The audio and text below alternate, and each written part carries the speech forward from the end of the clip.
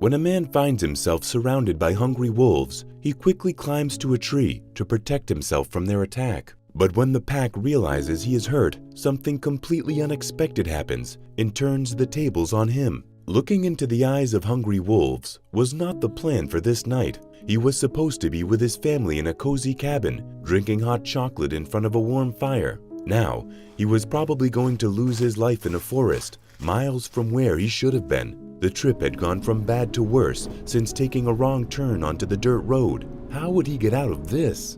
Lincoln wished he could go back to just a few hours before. Things would have been different if he hadn't strayed from the main road. The path he had found himself on was not the road his parents had described to him. They had rented a cabin for a family holiday, but at this rate, Lincoln would only reach them by the time they started packing to leave. It was taking forever to get there. He tried using the navigation on his phone again, but he didn't have enough signal for it to work. It was snowing and freezing. He thought the night couldn't go any worse, but he was wrong. The mist was rolling in, and between that and the snow, Lincoln could see very little. He took a turn and didn't see the big rock on the side of the road. It had to be super sharp because the moment the wheel went over it, it was torn to shreds. The tire popped and the car swerved. Before he could get it back on the path, the back wheel went over the same spot and the rock tore that one too. The car stopped in the middle of nothing, and Lincoln sighed. He was in such a bad situation. He could change his tire,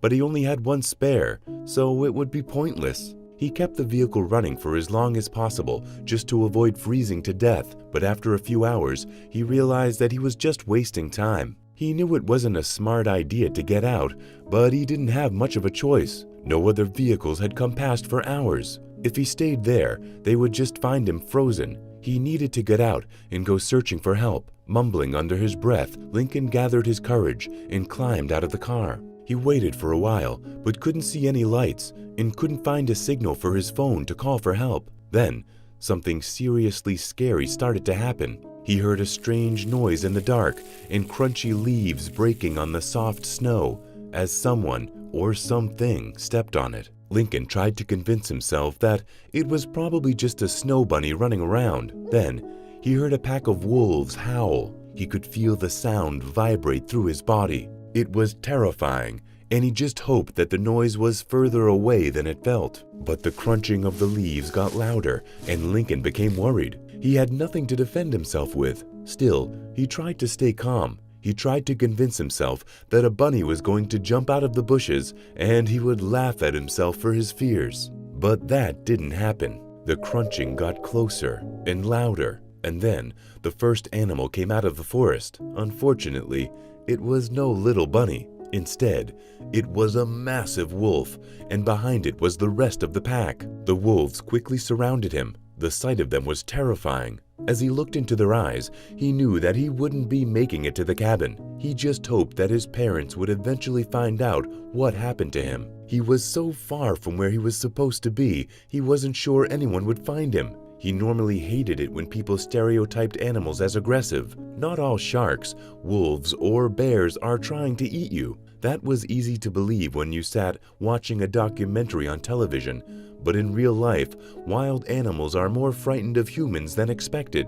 But looking at these massive wolves coming out of the mist, he couldn't help but think that he was the only frightened one. Besides their sheer size and presence, it was a terrible time of the year to meet a pack of wild wolves in the wild. With many animals hibernating or hiding in the snow, they didn't have a lot of food. They had to be hungry, and he must have looked like a yummy snack coming right into their path. The wolves advanced slowly, and for each step they came forward, Lincoln backed up. He knew he couldn't outrun these creatures. He was trying to make a plan in his head, but he was completely blank. He just wanted to keep the situation calm for as long as possible, but the tension in the air was thick. Lincoln's heart was beating loudly. Then, as he backed up, his retreat was suddenly stopped. His back was against a tree. There was nowhere else for him to go. But then, a light bulb went on. If he couldn't outrun them, maybe he could outclimb them. He was going to have to turn his back on them, and that was terrifying. He had to move faster than he ever moved in his life. He waited for a moment when the wolf that was right in front of him glanced away. Then he turned and quickly scaled the tree. He hoped he could find a strong branch and stay there until the wolf pack left, but the icy weather had made the branches brittle, and he didn't know that he had just put himself in even more danger. The branch under his feet suddenly gave way, and he was left clinging to the tree by his arms. He tried to step somewhere, but there wasn't another branch in stepping distance. He held on with all his might, but as he held, he heard the cracking of the branch he was holding, and then he felt it give. He closed his eyes for a second and knew that disaster was going to strike, and then he just dropped. Lincoln hit the ground hard. Fueled by adrenaline, he had climbed higher than expected before losing his footing. The shock went through his body, and the snow on the ground did nothing to soften his landing. His fall was so loud that the wolves jumped and moved away. Lincoln was left woozy and in a lot of pain. He knew at least one of his legs was broken, and he probably had a lot more injuries. He couldn't move a single muscle now. In his pain-induced haze, he realized he didn't know which end would be worse. Would it be more painful for the wolves to get him, or to freeze to death? But then he saw the pack return, and he had his answer. The big thud had not scared them enough to stay away from him.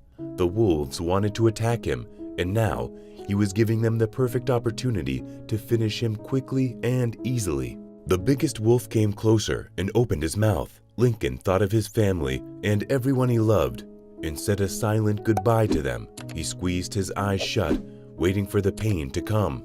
But instead of biting him, the wolf grabbed onto his jacket. He didn't touch Lincoln's skin at all. It felt almost like he was being careful with the man. He started dragging him over the snow, and soon a few other wolves joined in, each of them pulling on a different item of clothing. Lincoln flinched, but he knew he couldn't do anything else to escape their fangs. They were pulling him in the same direction, working together to move the man. Where were they taking him? Were they dragging him to their den, where they would finally eat him? He had no way of fighting them off. Even if he wasn't in pain, he would have no chance against the entire wolf pack. They weren't touching his skin with their fangs, but being dragged like this was still painful. He was bruised all over from the fall, and every so often he bumped into something hard on the ground. The snow eased the pain a little, and after a few minutes, Lincoln realized he was struggling to stay awake. He probably had a concussion, but his sense of self-preservation was telling him to hold on. It would have been so much easier to just slip into the darkness that wanted to surround him,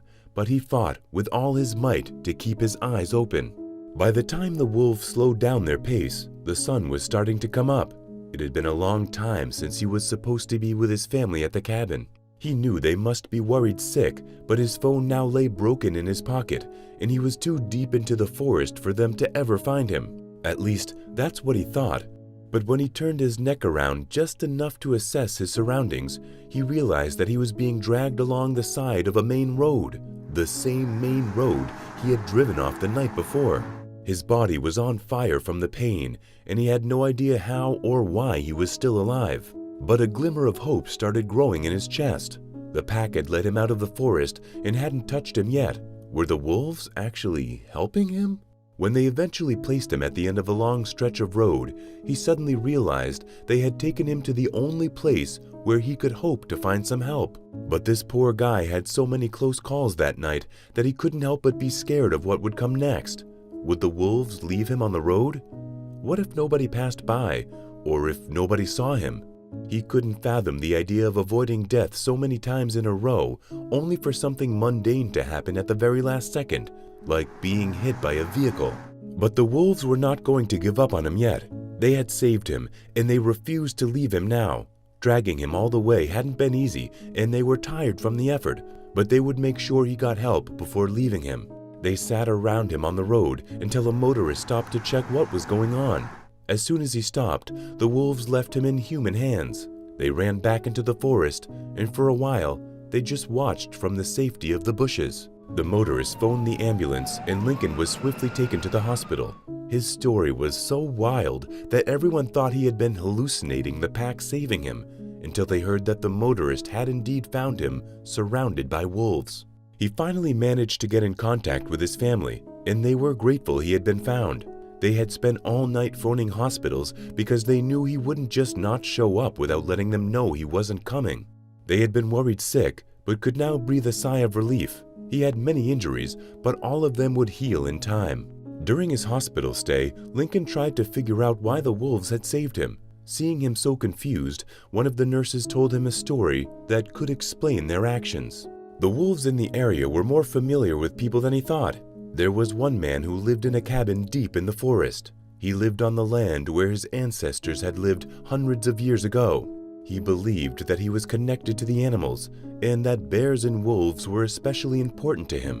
When food was scarce, he would help them and care for them because they were linked in spirits. Could that be the reason why the pack had shown respect for a human and was willing to help him? Lincoln could never be sure, but he did know that he would be grateful to them for the rest of his life. The time he would have spent on holiday was spent in the hospital, but his family insisted on spending another weekend in the cabin when he was released and better. And Lincoln wanted to take the opportunity to show his appreciation. He went back to the spot where they had found his car. This time, it was much easier to navigate the surroundings since the snow had melted and things were much clearer during the day. He got out, and the first thing he did was go to the spot where his tires were cut. He had to search for a while, but eventually found the sharp rock. He picked it up and kept it as a souvenir. At least the rock would never put anyone else in danger. Then, he grabbed a box from his trunk and walked the path to the tree where he fell. He placed 2 large turkeys next to the trunk and then waited. He thought that he at least owed the wolves a nice dinner for helping him out. It was getting warmer, and they would probably find dinner easier now, but he was sure they would be happy to take a snack if it was offered. His dogs at home sure never said no to a piece of turkey meat, so why would wolves be any different? It didn't take long for the pack to be drawn to the smell of the meat. It was incredible to see them again. They had a few puppies with them, and the sight was adorable. But that didn't mean that Lincoln would take chances. He kept his distance and made sure that he didn't put himself between them and their dinner. He watched them for a while, and then it was time to leave and go home to his family. But something shocking happened when he made to leave. The adult wolves stood in a row and looked him straight in the eyes. Then they began howling. They were saying goodbye. He turned to look at them one last time, and the biggest male wolf walked a bit further towards him before bowing slightly to him. The mutual show of respect and love brought tears to Lincoln's eyes. He knew that he was never going to be the same, and he owed everything to the wolves. Now, it looked like he had impacted them in some small way too. It was a wonderful feeling that he would take with him where he went from then on. What a beautiful story! Would you have been able to remain calm in front of the pack if you had seen them at night? Would you have tried to repay the favor like Lincoln did? Tell us in the comments below. Thanks for watching. Join us again for even more incredible stories.